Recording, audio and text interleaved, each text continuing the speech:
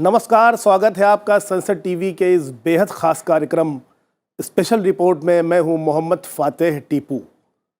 भूजल का महत्व आपके लिए तब और भी बढ़ जाता है जब आप पानी की कमी का सामना कर रहे होते हैं। 21वीं सदी का भारत सामाजिक नज़रिए से जिन सबसे जटिल और चुनौतीपूर्ण मुद्दों का सामना कर रहा है, उनमें से भूजल प्रबंधन सबसे प्रमुख मुद्दा है।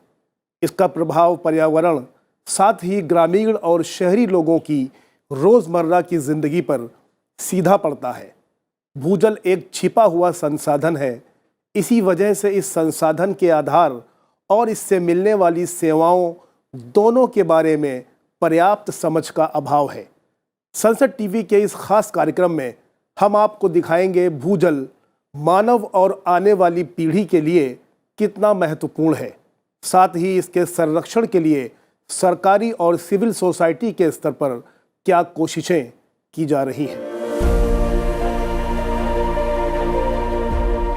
जल हमारे ग्रह पृथ्वी का आवश्यक संसाधन है। इसके बगैर जीवन की कल्पना भी नहीं की जा सकती। यही कारण है कि खगोलविद पृथ्वी के अलावा किसी दूसरे ग्रह पर जीवन की तलाश करते समय सबसे पहले इस बात की पड़ताल करते हैं कि उस ग्रह पर जल मौजूद है या नहीं। जल है तो कल है, और जल जो ना होता तो जग खत्म हो जाता जैसी उक्तियों के माध्यम से हम जल की महत्ता को ही स्वीकारते हैं। पृथ्वी का 3/4 यानी 75% हिस्सा जल से ढका हुआ है, लेकिन इसमें से पीने योग्य स्वच्छ जल की मात्रा बहुत कम है। भारत विश्व स्तर पर भूजल का सबसे बड़ा उपयोगकर्ता है, जो अकेले अमेरिका और चीन से ज्यादा पानी का इस्तेमाल करता है। आज भारत के अधिकांश लोगों के लिए भूजल ही पानी का एकमात्र स्रोत है, जो खेती और घरेलू उपयोग के लिए भारी मात्रा में पानी उपलब्ध कराता है।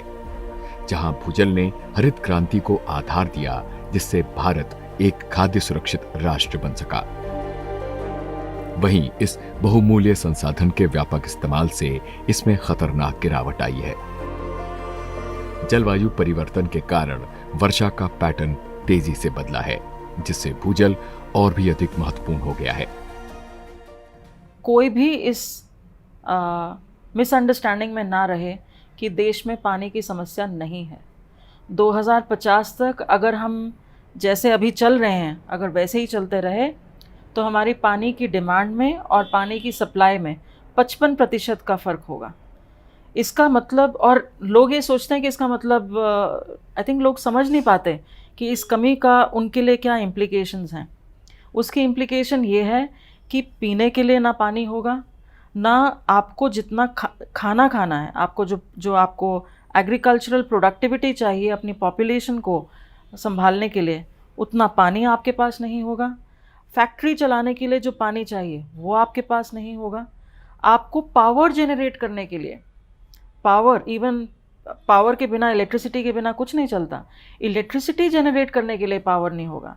सो कहने का मतलब ये है कि भारत, हमारा देश जो है, इस समय विश्व के सबसे आगे चलने वाले देशों में से है। पर अगर इस ग्रोथ स्टोरी का एक मार्ग में रुकावट है, तो वो रुकावट सिर्फ और सिर्फ पानी की है।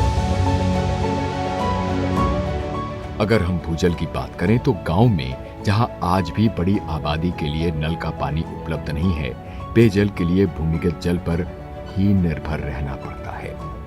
इसे कुओं, हैंडपंपों और ट्यूबवेल्स द्वारा प्राप्त किया जाता है। भारत में कृषि से जुड़े कार्यों के लिए किसान भूमिगत जल पर ही निर्भर हैं। इस समय देश में 50% से भी अधिक सिंचाई भूमिगत जल से ही होती है। उद्योगों में भी भूमिगत जल की बड़ी मांग है। खाद्य प्रसंस्करण से लेकर वस्त्र उद्योगों तक में भूमिगत जल का व्यापक रूप से इस्तेमाल होता है। लेकिन वर्तमान में भूजल का स्तर धीरे धीरे घट रहा है, जो चिंता का विषय है। भूजल के घटने का कारण तेजी से बढ़ती जनसंख्या, बढ़ता औद्योगिकीकरण, शहरीकरण और ग्लोबल वार्मिंग से पैदा जलवायु परिवर्तन है। जो पानी हम हार्वेस्टेबल मानते हैं उसके परिप्रेक्ष्य में भारत में 50 साल पहले प्रति व्यक्ति उपलब्धता 5000 क्यूबिक मीटर से ज़्यादा थी और अब घट करके 1500 बिलियन क्यूबिक मीटर के आसपास 1500 क्यूबिक मीटर के आसपास आ गई। और जब इससे नीचे जाती है, जो हम अपेक्षा करते हैं कि आने वाले समय में जिस तरह से हमारी आबादी बढ़ेगी और आवश्यकता बढ़ेगी, 1200 क्यूबिक मीटर के आसपास आने वाले 10 साल में चली जाएगी। और जब उस लेवल पर पहुंचती है तो सामान्यतः उसको वाटर स्ट्रेस्ड एरिया ऐसा मानते हैं। लेकिन किस तरह से हम पानी की उपलब्धता बढ़ा सकते हैं, इस दृष्टिकोण से निरंतर भारत सरकार समेकित प्रयास कर रही है, इंटीग्रेटेड एफर्ट्स कर रही है। पहले माननीय प्रधानमंत्री जी ने इंटीग्रेट करके एक मंत्रालय का निर्माण किया। हम अपने जल संसाधनों को किस तरह से रीइंफोर्स कर सकते हैं, रिजुविनेट कर सकते हैं, इस पर काम किया। हमने पीने के पानी के कार्यक्रम के साथ साथ में दुनिया का सबसे बड़ा डैम रिहेबिलिटेशन प्रोग्राम अपने यहाँ प्रारंभ किया। हमने दुनिया का सबसे बड़ा ग्राउंड वाटर के मैपिंग के लिए और ग्राउंड वाटर रिचार्ज के लिए अक्यूफर मैपिंग का प्रोग्राम लिया और अब आज हम लगभग देश के पूरे हिस्से का ग्राउंड जो है एक्वीफर मैप कर चुके हैं, भूगर्भ की संरचनाओं को मैप कर चुके हैं। कहाँ पानी मिलेगा, कहाँ से पानी निकाला जा सकता है इसकी हम, और कहाँ पानी भरा जा सकता है, इसके ऊपर हमने तकनीकी अध्ययन किया है। हमारे देश में जल संसाधनों के प्रबंधन का इतिहास बहुत पुराना है। प्राचीन काल से ही भारतीय भागीरथों ने सभ्यता और संस्कृति के विकास के साथ साथ भूजल की स्थिति का भी पता लगाया था। भारत की जलवायु, मिट्टी की प्रकृति और दूसरी विविधताओं को ध्यान में रखकर वर्षा के पानी, नदी नालों और झरनों और ज़मीनों के नीचे मिलने वाले भूजल संसाधनों के विकास और प्रबंधन के क्षेत्र में उल्लेखनीय प्रगति की गई थी। भूमिगत जल का इस्तेमाल कोई नया नहीं है। भारत में प्राग ऐतिहासिक काल से भूमिगत जल का इस्तेमाल हो रहा है। कुएं जलापूर्ति के महत्वपूर्ण साधन रहे हैं। मत्स्य पुराण में भी कुआं खोदे जाने का उल्लेख है। हड़प्पा और मोहनजोदाड़ो की खुदाई से पता चलता है कि 3000 ईसा पूर्व में सिंधु घाटी सभ्यता के लोगों ने ईंटों से कुओं का निर्माण किया था। मौर्य काल में भी ऐसे कुओं का उल्लेख मिलता है। चंद्रगुप्त मौर्य के शासनकाल के दौरान कौटिल्य के अर्थशास्त्र में भी रहट के जरिए कुओं से सिंचाई का विवरण मिलता है। वराह मिहिर की बृहत संहिता में भी भूमिगत जल के स्रोतों का पता लगाने की विभिन्न विधियों का विस्तार से वर्णन किया गया है। इस ग्रंथ में विशेष रूप से इस बात का उल्लेख किया गया है कि किन पौधों, दीमक की बाम्बियों, मृदा और चट्टानों से जमीन के नीचे के पानी यानी भूमिगत जल के बारे में संकेत मिलता है। आज भी जल वैज्ञानिक मिट्टी की विशेषताओं, पेड़ों, झाड़ियों और जड़ी बूटियों आदि की मौजूदगी से भूमिगत जल की मौजूदगी का पता लगाते हैं।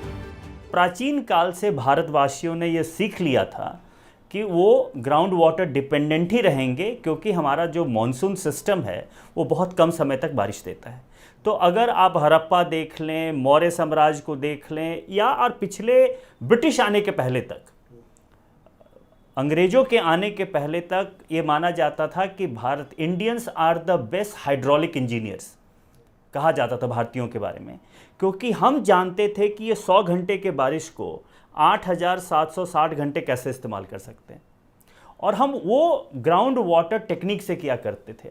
अगर आप साउथ इंडिया में चले जाएंगे तो साउथ इंडिया टैंक्स हैं वहाँ पे जो ग्राउंड वाटर को स्टोर करते हैं। अगर आप साउथ इंडिया में जाएंगे तो सुरंगम है। नॉर्थ इंडिया में जाएंगे तो आहार पाइन सिस्टम है। हमारे देश के हर एक जगहों पे अलग अलग पानी को इस्तेमाल, ग्राउंड वाटर भूजल को इस्तेमाल करने के टेक्नोलॉजी हैं। आज जिस तरह से अनवरत भूजल का दोहन किया जा रहा है, उससे साल दर साल भूजल स्तर गिरता ही जा रहा है। पिछले एक दशक के भीतर भूजल स्तर में आई गिरावट को अगर हम आंकड़ों के जरिए समझने का प्रयास करें तो अब से 10 वर्ष पहले तक जहां 30 मीटर की खुदाई तक पानी मिल जाता था, वहां अब पानी के लिए 60 से 70 मीटर तक खुदाई करनी पड़ती है। साफ है कि बीते 10 सालों में दुनिया का भूजल स्तर बड़ी तेजी से घटा है और अब भी बदस्तूर जारी है। अगर केवल भारत की बात करें तो भारतीय केंद्रीय जल आयोग द्वारा 2016 में जारी किए गए आंकड़ों के मुताबिक देश के अधिकांश बड़े जलाशयों का जलस्तर साल 2016 के मुकाबले घटता हुआ पाया गया था। आयोग के मुताबिक देश के 12 राज्यों हिमाचल प्रदेश, उत्तर प्रदेश, मध्य प्रदेश, पश्चिम बंगाल, झारखंड, त्रिपुरा, गुजरात, महाराष्ट्र, उत्तराखंड, कर्नाटक, केरल और तमिलनाडु के जलाशयों के जलस्तर में काफी गिरावट आई है। गौरतलब है कि केंद्रीय जल आयोग देश के 85 प्रमुख जलाशयों की देखरेख और भंडारण क्षमता की निगरानी करता है। भूजल को एक बैंक की तरह समझने की जरूरत है और भूजल तभी सस्टेनेबल है जबकि आप इंटरेस्ट पे सरवाइव करें, आप जो पूंजी है उसको नहीं ख़त्म करें। इसका मतलब है कि हर एक साल हमें ग्राउंड वाटर रिचार्ज करने की ज़रूरत है और जो रिचार्ज हुआ हमें उसको इस्तेमाल करने की ज़रूरत है। पिछले 15 से 20 सालों में हमने क्या किया है कि हम इस्तेमाल ज़्यादा कर रहे हैं और रिचार्ज कम करे जा रहे हैं। और इसका क्लासिक एग्जाम्पल पंजाब हरियाणा है, दिल्ली भी उसके अंदर आता है। ये जो पूरा जो नॉर्थ वेस्टर्न इंडिया है उसके अंदर आज के दिन में भूजल को जितना हम रिचार्ज करते हैं उसे 2 गुना 3 गुना पानी इस्तेमाल कर रहे हैं और वो अब देश के हर एक हिस्सों में भी यही होते जा रहा है। और जिसके कारण कि ग्राउंड वाटर बहुत तेज़ी से नीचे जा रहा है। एक तो क्वांटिटी कम हो रहा है, दूसरा क्या है कि जितना ग्राउंड वाटर नीचे जा रहा है उतना पोल्यूटेड भी है। तो आज के दिन में देश में आर्सेनिक का प्रॉब्लम है, कई जगहों में तो अब हमें radio active material ground water में मिल रहे हैं, आयरन का प्रॉब्लम है, फ्लोरोसिस का प्रॉब्लम है ग्राउंड वाटर में। तो जितना हम ग्राउंड वाटर नीचे जाएंगे तो क्वांटिटी तो कम हो ही रहा है, क्वालिटी भी बहुत ख़राब हो रहा है। प्रधानमंत्री नरेंद्र मोदी ने 25 दिसंबर 2019 को पूर्व प्रधानमंत्री अटल बिहारी वाजपेयी की याद में उनके जन्म दिवस के मौके पर अटल भूजल योजना की शुरुआत की थी। ऐसे समय में जब भारत के कई राज्यों में भूजल स्तर काफ़ी खराब स्थिति में है, ये योजना एक बेहतर प्रयास मानी जा रही है। मोदी सरकार ने मार्च 2018 में अटल भूजल योजना का प्रस्ताव रखा था। इसका मकसद भूजल का गंभीर संकट झेल रहे 7 राज्यों गुजरात, हरियाणा, कर्नाटक, महाराष्ट्र, मध्य प्रदेश, राजस्थान और उत्तर प्रदेश में सबकी भागीदारी से भूजल का उचित और टिकाऊ प्रबंधन करना है। 2019 में भारत सरकार ने भूजल में आ रही तेज गिरावट को रोकने के लिए अपना ऐतिहासिक भूजल कार्यक्रम अटल भूजल योजना शुरू की।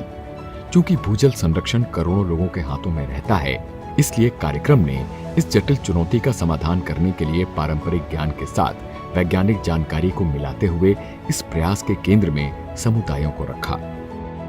2020 में विश्व बैंक ने हरियाणा, उत्तर प्रदेश पश्चिम, राजस्थान, गुजरात और महाराष्ट्र से लेकर मध्य भारत में मध्य प्रदेश और दक्षिण में कर्नाटक जैसे 7 भारतीय राज्यों में 9,000 से अधिक जल संकटग्रस्त ग्राम पंचायतों और ग्राम परिषदों में सरकार के कार्यक्रम के लिए समर्थन देना शुरू किया।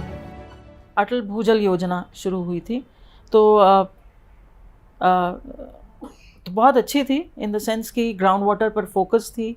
कुछ डिस्ट्रिक्ट्स जो थे वो आइडेंटिफाई किए गए थे एज प्रायोरिटी डिस्ट्रिक्ट्स जहाँ पर काम किया गया था। पर मुझे ऐसा लगता है कि वो उस स्कीम को एनलार्ज करके ज़्यादा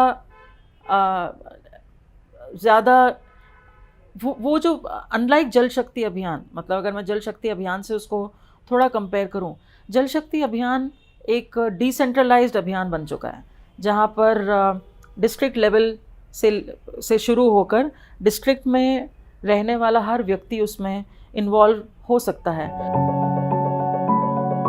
घटते भूजल स्तर के मद्देनजर किए गए एक अध्ययन के मुताबिक 2025 तक भारत के जल संकट वाला देश बन जाने की बात कही गई है। अध्ययन में कहा गया है कि परिवारों की आय बढ़ने और सेवा तथा उद्योग क्षेत्र के योगदान बढ़ने के कारण घरेलू और औद्योगिक क्षेत्रों में पानी की मांग में काफी वृद्धि हुई है। देश में सिंचाई का करीब 70% और घरेलू जल खपत का करीब 80% हिस्सा भूमिगत जल से पूरा होता है। हमारे पास बहुत पोटेंशियल है ग्राउंड वाटर को इफ़िशिएंटली यूज़ करने का। आज के दिन में 80% जो ग्राउंड वाटर है वो सिंचाई में इस्तेमाल होती है और काफ़ी इनफिशिएंटली यूटिलाइज हो रही है। तो जैसे कि आपको मालूम हुआ कि सरकार का एक प्रोग्राम है मोर क्रॉप पर ड्रॉप, हाँ, कि कितना हम कृषि क्षेत्र में पानी का इस्तेमाल कम करें, क्योंकि कृषि क्षेत्र 80% पानी को इस्तेमाल करता है।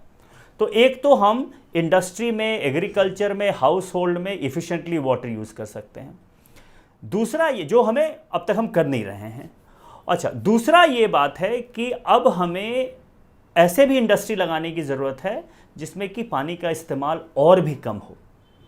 हमें अपने घर में ऐसे अप्लायंस लगाने की ज़रूरत है। आज के दिन में हम एनर्जी एफिशिएंट एयर कंडीशनर और फ़ैन और लाइट लगाते हैं, क्योंकि बिजली में हमें पैसा देना पड़ता है, पानी में पैसा नहीं देना पड़ता, बहुत कम देना पड़ता है। तो इसीलिए हम उसको एफिशिएंटली नहीं यूटिलाइज़ करते हैं। तो अगर हमें भारत में अगर हम ग्राउंड वाटर सस्टेनेबल यूज़ करना चाहते हैं तो बिज़नेस एज यूजुअल पॉसिबल नहीं है। हमारी जनसंख्या भी बढ़ रही है, खपत भी बढ़ रहा है, पानी का इस्तेमाल भी बढ़ेगा, लेकिन हमारे पास उतना पानी है नहीं। तो एक ही हमारे पास उपाय है कि हम कितने इफ़िशिएंटली उस पानी का इस्तेमाल करें। भारत के 2/3 लगभग 63% जिले भूजल स्तर गिरने से पहले ही खतरे में हैं। कई मामलों में भूजल दूषित हो रहा है। चिंता की बात यह है कि जिन जिलों में भूजल स्तर 8 मीटर से नीचे चला गया है, वहां गरीबी दर 9 से 10% अधिक है, जिससे छोटे किसान खास तौर पर कमजोर हो गए हैं। यदि मौजूदा रुझान जारी रहता है तो भारत की कम से कम 25% कृषि जोखिम में होगी। अगर पानी का क्वालिटी खराब है, अगर पानी की क्वांटिटी कम है, तो सबसे बड़ा उसका बोझ गरीब पे पड़ता है। गरीब किसान पे पड़ेगा, गरीब मजदूर पे पड़ेगा, उनको पानी के लिए और पैसा देने की ज़रूरत पड़ेगी। दूषित पानी से उनके शरीर पे जो है बीमारी बढ़ेगी। देखिए, आज के दिन में अर्बन इंडिया में, शहरों में हर एक घर में अब एक वाटर प्यूरीफायर लग गया है।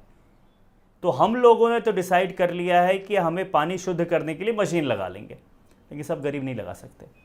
तो पानी जो दूषित है उसका सबसे बड़ा मार गरीब पे पड़ता है। और जब तक हम सेंट्रलाइज, जैसे कि म्यूनसिपल वाटर सप्लाई, उसी को अगर ना क्लीन सप्लाई करें, अगर हम अपने रिवर को क्लीन ना रखें, ग्राउंड वाटर को सस्टेनेबली नहीं यूज़ करें, तो अभी जो स्थिति है वो आगे चल के और भी भयावह होगी। तो इन सभी चीज़ों को रखते हुए हमें अब एक कॉम्प्रिहेंसिव वाटर मैनेजमेंट की तरफ सोचने की ज़रूरत है। केंद्रीय जल शक्ति मंत्रालय ने हाल ही में भोपाल में वाटर विजन 2047 की थीम पर एक राष्ट्रीय सम्मेलन का आयोजन किया। इस सम्मेलन में देश के प्रधानमंत्री नरेंद्र मोदी ने जल संरक्षण की दिशा में लोगों को 5P का फार्मूला दिया। इस सम्मेलन में 16 से अधिक राज्यों ने अपनी जल संरक्षण की नीति साझा की। सरकार भूजल संरक्षण को लेकर गंभीर नजर आ रही है। हाल ही में भोपाल में आयोजित अखिल भारतीय राज्य जल मंत्रियों के सम्मेलन में 16 से अधिक राज्यों ने अपनी जल संरक्षण की नीति साझा की। जल मंत्रियों के सम्मेलन में प्रधानमंत्री नरेंद्र मोदी वर्चुअल माध्यम से जुड़े। उन्होंने कहा कि देश के हर जिले में 75 अमृत सरोवर बनाने का काम तेजी से हो रहा है। इंडिया 2047 योजना के रूप में जल सुरक्षा की चुनौतियों को संबोधित करते हुए प्रधानमंत्री नरेंद्र मोदी ने सस्टेनेबिलिटी के लिए 5P मंत्र की घोषणा भी की। हमारी संवैधानिक व्यवस्था में पानी का विषय राज्यों के नियंत्रण में आता है। जल संरक्षण के लिए राज्यों के प्रयास देश के सामूहिक लक्ष्यों को प्राप्त करने में बहुत सहायक होंगे। ऐसे में वाटर विजन एट 2047 अगले 25 वर्षों की अमृत यात्रा का एक महत्वपूर्ण आयाम है। साथियों, इस सम्मेलन में होल ऑफ द गवर्नमेंट और होल ऑफ द कंट्री, इसके विजन को सामने रखकर चर्चाएं होना बहुत स्वाभाविक और आवश्यक भी है। होल ऑफ गवर्नमेंट का एक पहलू ये भी है कि सभी सरकारें एक सिस्टम की तरह, एक ऑर्गेनिक एंटिटी की तरह काम करें। पिछले कुछ सालों से सरकार पानी की समस्या को लेकर गंभीर नजर आ रही है। एक तरफ जहां हर घर जल के माध्यम से करोड़ों घरों में पानी पहुंचाने का काम हो रहा है, वहीं दूसरी तरफ जिन स्रोतों से पानी मिलता है वो स्रोत सूखे ना, इस पर भी लगातार काम हो रहा है। वहीं तीसरे स्तर पर पानी के स्रोत प्रदूषित ना हो, इस दिशा में भी ठोस कदम उठाए जा रहे हैं। पानी की बढ़ती किल्लत और परेशानी के मद्देनजर सिविल सोसाइटी और जल संरक्षण पर काम कर रही संस्थाएं भी आगे आ रही हैं। पिछले 2 दशक से जल संरक्षण के क्षेत्र में काम कर रही संस्था फोर्स ने पंजाब के किसानों को प्रशिक्षण देने का काम शुरू किया है कि कैसे कम पानी से अधिक फसल की पैदावार हो सकती है। इस प्रशिक्षण के क्रम में किसानों के बोरवेल पर एक वाटर मीटर लगाया जाता है, जिसकी रीडिंग से ये पता चलता है कि कितने कम पानी में ज्यादा फसल की पैदावार हो सकती है। खेती में 85% पानी प्रयोग होता है, तो हमने ये सोचा क्यों ना फार्मर्स को पहले हम एडुकेट करें कैसे वो कम पानी में खेती कर सकते हैं और उसको मेजर करें ताकि उनको खुद को दिखे कि कम पानी से भी उनकी यील्ड में कोई कमी नहीं आई, शायद बढ़त ही आई हुई। और उसके लिए फिर हमने एक कैंपेन चलाया। उस कैंपेन में हमने ये सब एलिमेंट्स किए, पहले एजुकेशन, फिर सपोर्ट और साथ साथ में हमने वाटर मीटर्स लगाए उनके बोरवेल्स पे। तो ये कैंपेन हमने पंजाब में किया था। तो उसमें ये था कि जिस बोरवेल से वो अपने खेत को पानी दे रहे थे, उस बोरवेल पर हमने एक वाटर मीटर लगाया और हमने इसमें एक्चुअली अपनी थोड़ी R&D की, जिससे कि हमने जो वाटर मीटर एक्चुअली 15,000 16,000 का मिलता है, हमने 1,000 रुपये में एक इंस्ट्रूमेंट बना दिया जो कि उनको एक रीडिंग दे देता है, जिससे कि पता चल जाता है कि पूरे क्रॉप साइकिल में कितना पानी इस्तेमाल किया गया। जानकारों का मानना है कि जल का संरक्षण तभी हो सकता है जब पानी की मांग और पूर्ति में संतुलन करने का प्रयास हो। इसके लिए प्रति यूनिट पानी की खपत कम करने की ज़रूरत है, लेकिन ये संभव कैसे हो, तो इसके लिए एक नारा है, मोर ड्रॉप पर क्रॉप। हम उस नारे को अमल में ला सकते हैं जिसमें सिविल सोसाइटी और कृषि विश्वविद्यालय के योगदान से कामयाबी हासिल की जा सकती है।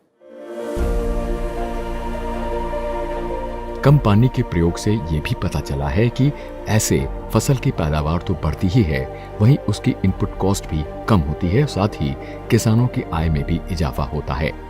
हर किसान 15 से 20% पानी कम कर अपनी फसल की पैदावार को बढ़ा सकता है। व्यक्तिगत स्तर पर भी हम पानी का संरक्षण कर सकते हैं। इसके लिए अडॉप्ट 5R का फॉर्मूला दिया गया है, जिसमें पहले R का मतलब रिड्यूस वाटर वेस्ट है। जैसे अगर नल टपक रहा है तो वॉशर बदलकर नल का टपकना बंद करें। इस प्रक्रिया से 3000 लीटर प्रति महीने का पानी बचाया जा सकता है। दूसरे R का मतलब रीयूज यूज्ड वाटर है, यानी एक बार प्रयोग किए गए पानी को दोबारा प्रयोग किया जाए। जैसे जिस पानी से सब्जी दाल वगैरह धोया गया है, उस पानी का प्रयोग पेड़ों में डालने और गाड़ी साफ करने के लिए कर सकते हैं। तीसरा R रिचार्ज ग्राउंड वाटर है। इसके तहत रेन वाटर हार्वेस्टिंग की जा सकती है। गांव में चेक डैम्स बनाए जा सकते हैं। खेती के आसपास ही मेड़ बनाई जा सकती है ताकि बारिश का पानी खेत में ही रहे। तालाब है तो मनरेगा के तहत हर साल सफाई कर उसका दायरा बढ़ाया जा सकता है। अगर घर के पास कोई पार्क है तो छत के पाइप का पानी उस पार्क में छोड़कर पानी को व्यर्थ होने से बचाया जा सकता है। चौथा R रिसाइकिल वेस्ट वाटर है, यानी जो गंदा पानी है उसको साफ करें कंस्ट्रक्टेड वेटलैंड प्रणाली के तहत। और पांचवा R रिस्पेक्ट वाटर है, जो हम भूल गए हैं कि हमारे पूर्वजों ने याद दिलाया था कि हमें पानी का सम्मान करना चाहिए। इसलिए हर धर्म में पानी को स्वच्छता का प्रतीक माना गया है। अगर जहर मुक्त खेती करनी है, मतलब उसको कीटनाशक भी कम यूज़ करना है, उसको वीडिसाइड भी कम यूज़ करना है, तो उसके लिए उसको पानी जो है लिमिट में लगाने की ज़रूरत है। ये कोरिलेशन नहीं है कि जितना ज़्यादा पानी देंगे उतनी अच्छी फसल होगी। अगर फार्मर थोड़ा सा पीछे हटे तो उसको ये दिखेगा कि कम पानी देने से शायद फसल ज़्यादा होगी और उसके जो इनपुट कॉस्ट हैं, जिसकी वजह से इतने सुसाइड्स हो रही हैं फार्मर्स की, या फार्म इनकम बढ़ नहीं पा रही, इनकम को बढ़ाने के लिए और कॉस्ट को कम करने में पानी की जुडिशियस यूज़ जो है वो बहुत ज़रूरी है। तो हर फार्मर, हमारी कैलकुलेशन के हिसाब से हर फार्मर 10 से 20% पानी, इरिगेशन का पानी कम यूज़ कर सकता है। जानकार ये भी मानते हैं कि पानी को लेकर राष्ट्रीय नीति बनाने की जरूरत है। हालांकि देश के संविधान में पानी राज्य का विषय है। ये राज्य का विषय इसलिए रखा गया था ताकि हर राज्य अपनी आवश्यकता के अनुसार अपने जल संसाधन का प्रबंध कर सके।